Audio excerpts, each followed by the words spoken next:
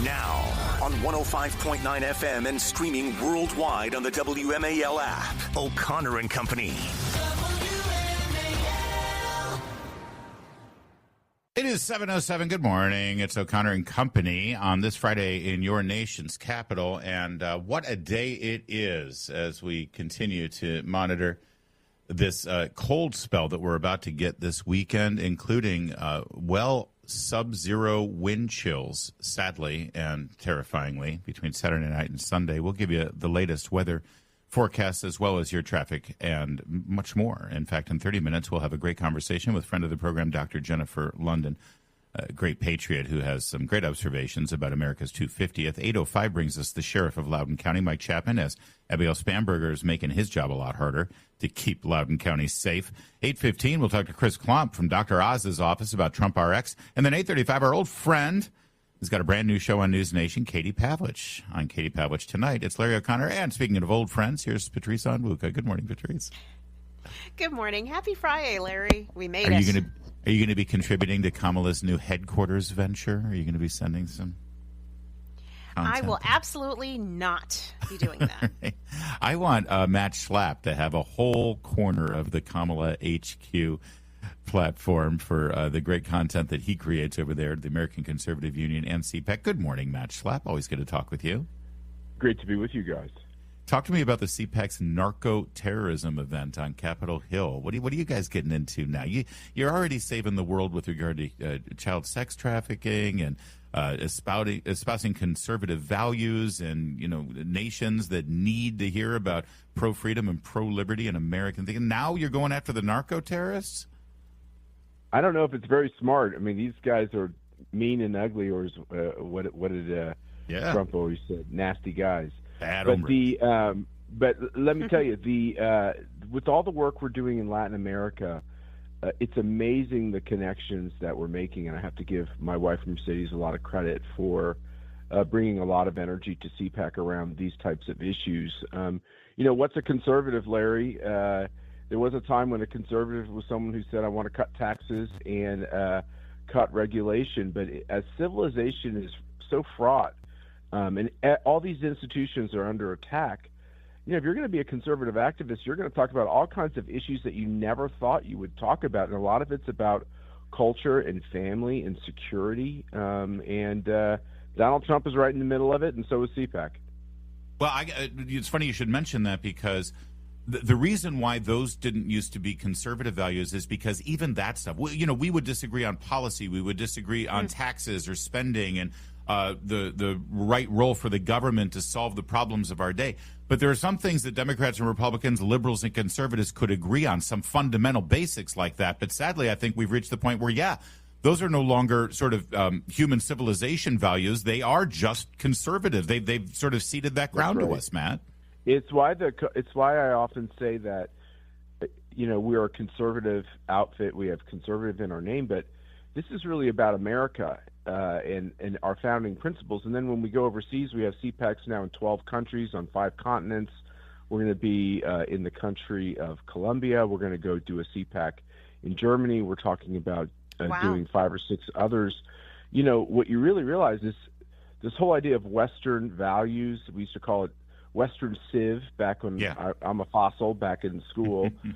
These basic kind of like Greco-Roman values, Judeo-Christian values, biblical values, they're no longer accepted by wide swaths, and most of the elite institutions are hostile towards them. So what today's conservative activist finds him or herself talking about things like we shouldn't have 100,000 Americans be poisoned by drugs that are coming into our country illegally, which was the case under Biden.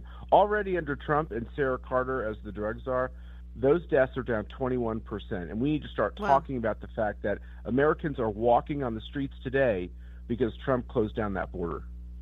Matt, I'm looking at the list of participants yesterday at this event, and, definitely I could see the policy depth there in Latin American countries and with the administration trying to fight these efforts. I also see some interesting nonprofit and faith representation there. Talk to us about, how you see the faith community and the nonprofit community playing a role here, because I think we've seen and now understand that even in our country, a lot of these do-good organizations that we think are doing good are actually working with the cartels, and we saw that in the past 4 years. So talk to us about what perspective they brought to the table and the policy changes that they're driving for.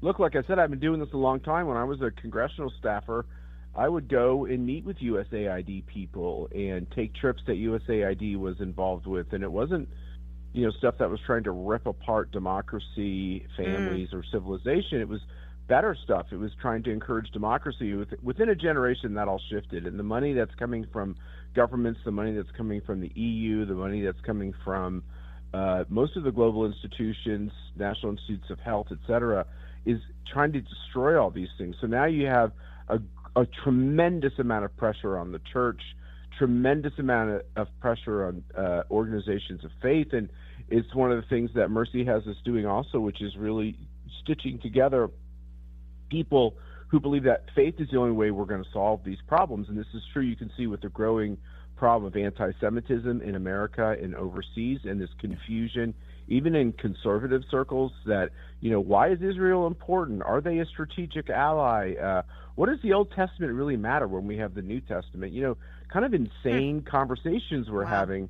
It just shows you that we don't hold things in common. We're not as educated, and we're questioning things that are unquestionable and doing things that are harming our ability to survive. So what's the end result of your summit there on combating narcoterrorism, and how does the movement sort of move forward with this hand in hand with those who really they're struggling in these countries? And if given the opportunity for freedom, and by the way, everyone, it's nation building. It's one thing when you go to a Middle Eastern country who has, it has been tribal and completely different culture, different languages, different faith system. These Latin American countries, for the most part, have so much in common with Western Europe, because since they were settled by Catholics, and they have so much in common with us, and they're in our hemisphere.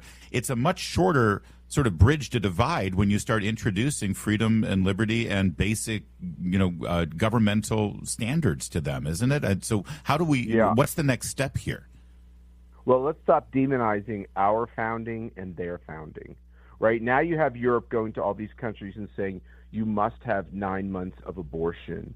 You can't have a family with a father and a mother because that's discrimination, right? So, that's a new form of colonization. But the old form of colonization, bringing civilization, religion, et cetera, to people, they've demonized, and we have to stop doing that. Second of all, Donald Trump's victory meant something to the whole world and people who love freedom or need security in the whole world. And we have to support him, and we have to support Sarah Carter as the new drug czar. And then the third thing is CPAC's work in spreading democracy all over the world, and with a focus on Latin America, is bearing fruits. If you look at the map of all the victories, Larry, it's unbelievable. I'm not going to take credit for that, but I'm going to say we're on quite a streak. There's great momentum. People are beginning to realize, we can beat Soros, we can beat the globalists, we can have our own country, and our country can be proud of the people who are represented in the statues. And there's a church in the major government square, and we're going to have that be a central part of how we organize our civilization. This is what's happening in these countries, and it's a beautiful thing. I don't think the media covers it enough, which is maybe good, but let's keep making progress, and we're making tremendous progress. Matt Schlapp, always good to talk to you, my friend. Thanks, Matt. Stay warm there. Thanks, guys. Say hi to Mercy. Oh, my gosh. I got a coat. Don't worry. All right, it's 7:15.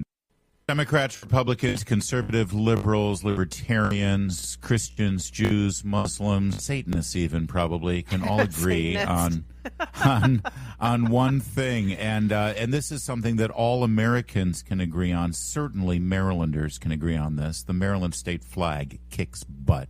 It's quite possibly the finest state flag, if not. I'll throw. And I used to live in a state with a pretty good state flag. That California Golden Bear was pretty iconic. I don't know. I mean, it's iconic, but is it good? The bear? No, the star it's on kind it. of cool looking. I like it. Anyway, the Maryland state flag is incredible. It's eye-catching. Absolutely, it revs iconic. your engine. That's what I think of.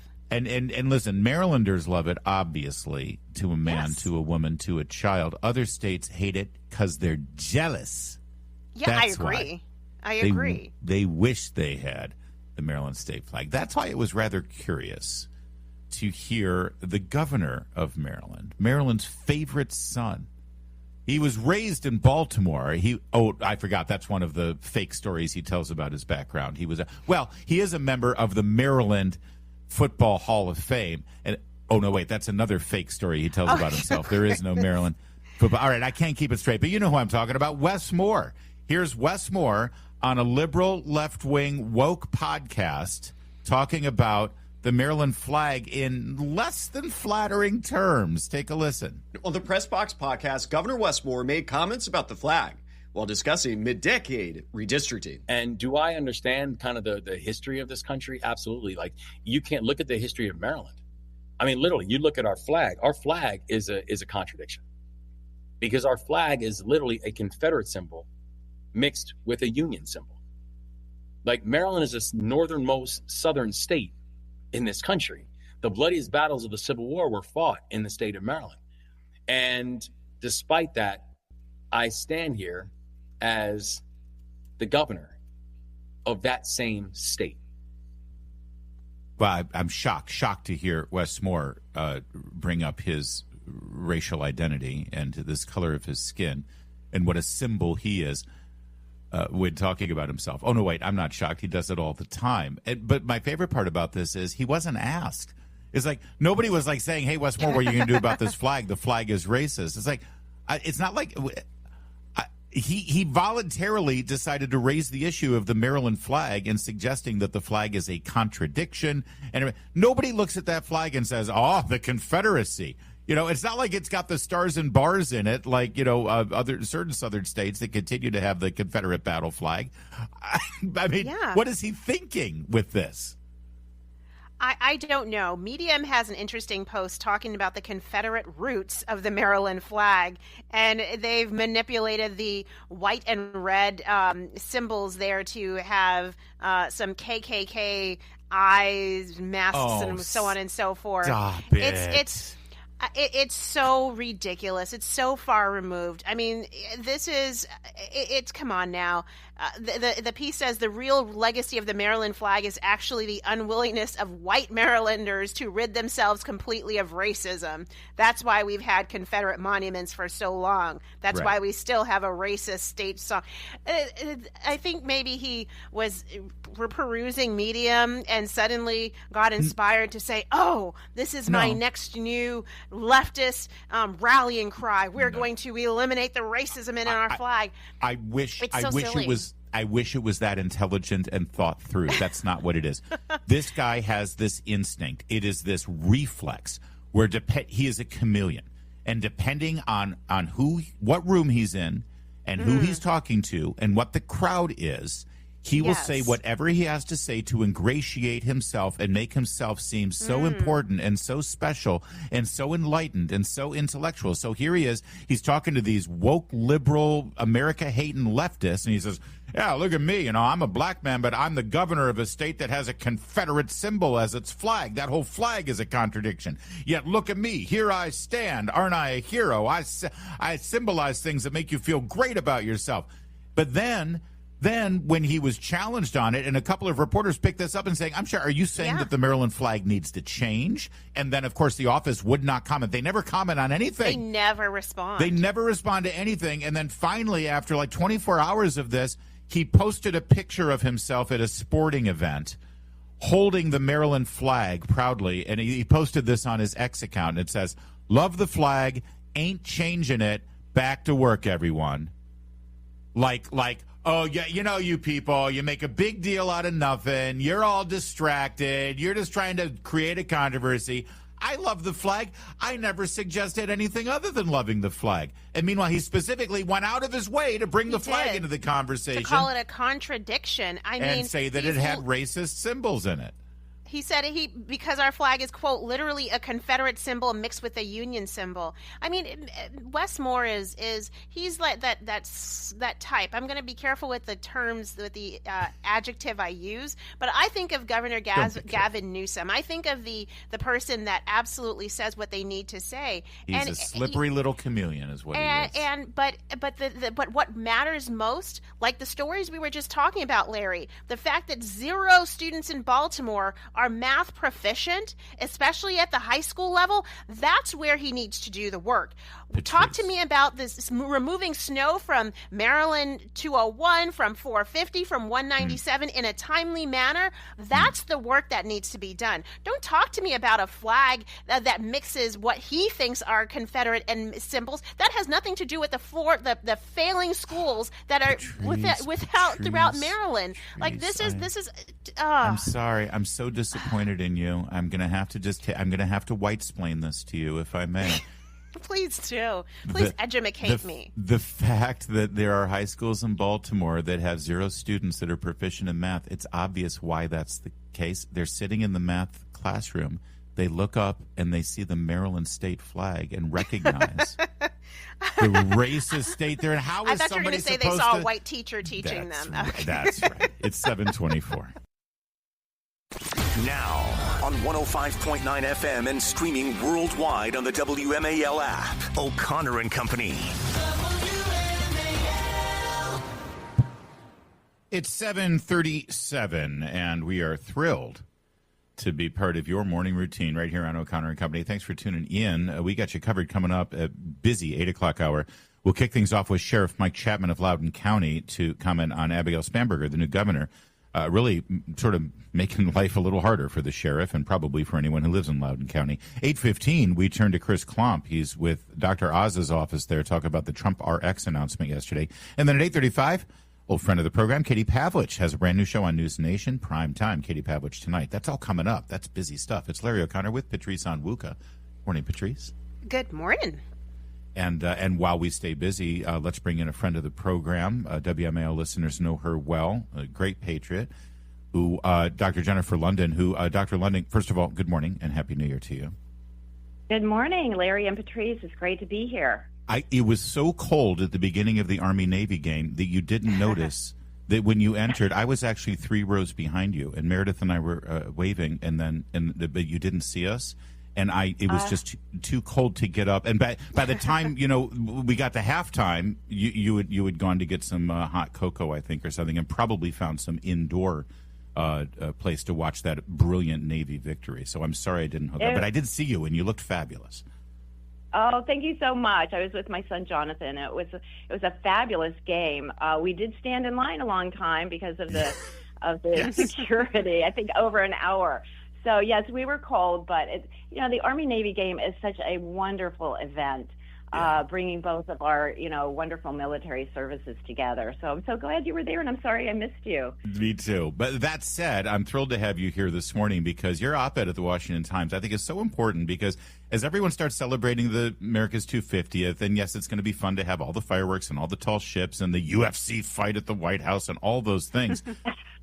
You're focusing here on something that we really need to talk about this year, and that is not just celebrating what's going on here, but making sure we preserve what got us here. Yes, and also hopefully continuing that celebration.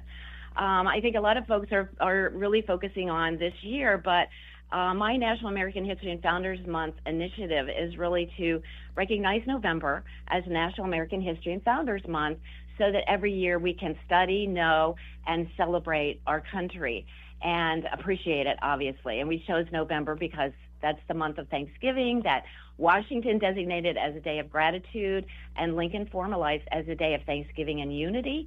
So I think we have an opportunity to continue this celebration and remember every November our country for our unity and for the wonderful founding principles that brought us together.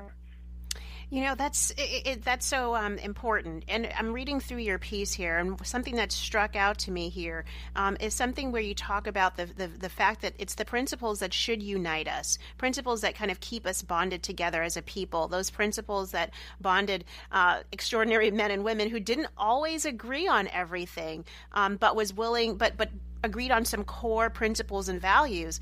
I think the challenge here, Jennifer, though, is that we have people in this country who don't agree on what our core principles and core values are. And I also think that there are groups that are infiltrating this country with ideologies that are absolutely the opposite of what our principles are, that really want to undo everything that makes America great. How do we move forward in that kind of lens where I don't even know if we all agree on those principles, and there are people who absolutely abhor these principles, and they're setting up leering centers in Minnesota. You know what I'm that's what I'm getting at here.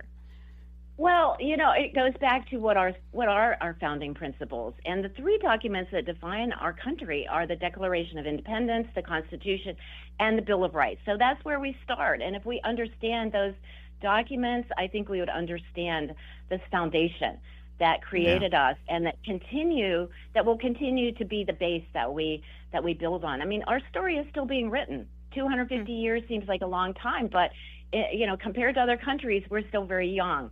And so I think understanding, that's why history and knowing the founders who, pledged their lives, their fortunes, and their sacred honor. I love that, sacred honor, to each other to create this, this great experiment. Because when I talk about American exceptionalism, it's not that we're better. It's that we are the exception to the rule. Before the founders created a country based on self-government, most countries were built on a single individual, a monarch or a warlord or an emperor or someone who was the sole, dictator of how the country was run. But I think, again, we have to understand, and again, that's why I'm so passionate about creating a month to sustain this knowledge or study of our country. I love this idea. So the focus right now would be November and this is, people in D.C. are always like sort of given a lot of lip service to figuring out how, what can we come together in a bipartisan way and agree on? Who wouldn't agree on this? On designated November as National American History and Founders Month. It's perfect, by the way, because Thanksgiving is in that month, and also we've got oftentimes Election Day. So, the most important civic duty that we have to exercise democracy, to choose our representatives, to support this Constitution. So what needs to happen here to get this going forward for the National American History and Founders Month organization? Well, Larry and Patrice, I will say this is not new. My late husband and I came up with this concept back in 2018 and 2019. We had over 23 governors issue proclamations our first year. We had 2 presidential proclamations. It's been around. It's been recognized. We have a very large consortium of supporters like Mount Vernon, White House Historical Association, to name a few. And so we have a lot of support. What we're working on right now is getting a bill passed. Senator Wicker has been very nice enough to step forward to help sponsor this bill to formalize it. And then hopefully what we're trying to do is just create a permanent space on our calendar where people will pull out, their civics curriculums, and there are a lot out there. They aren't being utilized, but, pull these out and study. The good, the bad, and ugly. I'm not concerned that people about how people teach history as long as they teach it. I'm more concerned that we're ignorant than that we have to teach it a certain way. So, again, there's a lot about our country that is important to know, especially that we're not a democracy. We're a constitutional republic. Yes. And that's a big myth because a lot of democracies have failed. And so, as you said, Patrice, there's a lot of, I think, confusion and unawareness of what we really represent. Well, I suggest everybody read this op-ed. It's Washington Times from about a week ago, last Monday, when we were all digging ourselves out of snow. And Dr. London, what can people go somewhere? Do you have a website or something so people can get more information about it, or maybe sort of activate their local congressman about it? Sure. Our website is www.americanhistoryandfoundersmonth.com. And we also have a newsletter that goes out to thousands of people. And we hope that, again, we can sustain this wonderful celebration of America 250. And it shouldn't end this year. Every November, which, as you said, elections, also Veterans Day, Thanksgiving. Oh, that's right. Veterans Day is in November, too. Oh, and the Marine's birthday. You can't forget that. You're not allowed to forget the Marine's birthday. Absolutely, absolutely. So I hope we have folks that check it out and think about this and support us. And thank you so much, Larry and Patrice. Thank you, Dr. Luna. It's always great to talk with you. Thank you for coming on. Thank you. Thanks. Okay. It is 7:45. As if Democrats in Virginia aren't doing enough by upending the new gerrymandered districts to make it a 10-1 Democrat representative state, we've also got this latest abomination. Senator Tim Kaine, you remember him. Just like Abigail Spanberger, he ran as a moderate when he first ran statewide in Virginia. Yeah. Oh, he was pro-life. He was the normal guy. He was sensible. He was reasonable. He was all these things. He now wants to remove Robert E. Lee's name from the Arlington house over at Arlington National Cemetery. That was literally Robert E. Lee's home. It's part of the history. The fact that Arlington National Cemetery set up there in his front yard with the dead soldiers from the Civil War is part of one of the most poignant and significant end notes to that horrible war. And it's part of what makes Arlington Cemetery such a moving place. And he wants to whitewash history. He wants to remove Robert Lee's name. It's unbelievable. To the last point, we just had Dr. Jennifer London on, who talked about the importance of history not being perfect, but us relearning history because there is such an ignorance of history in general. And so when you eliminate names like Robert Lee, there are going to be kids who don't understand that he is a central figure to the greatest war that really framed America and reshaped us into what we've become today. In it, I think the left is they hate us so much in our history. They do. They hold our history in contempt and who we are in contempt. And it truly is one of the most poignant spots in Washington, D.C., at the Memorial Bridge. You can stand there at the Potomac. You can see the head markers of those who have fallen defending our nation. Yes. You can see Robert E. Lee's home there, and it overlooks on the hill the river, and it looks right at the Lincoln Memorial, his adversary in the Civil War, as the two look across the Potomac at each other. It's chilling. And Tim Kaine, I want to say to Senator Kaine, why not just tear down the house? Why not just burn it down? Why not destroy it? Come on, do what you really want to do. Tim, 7:54.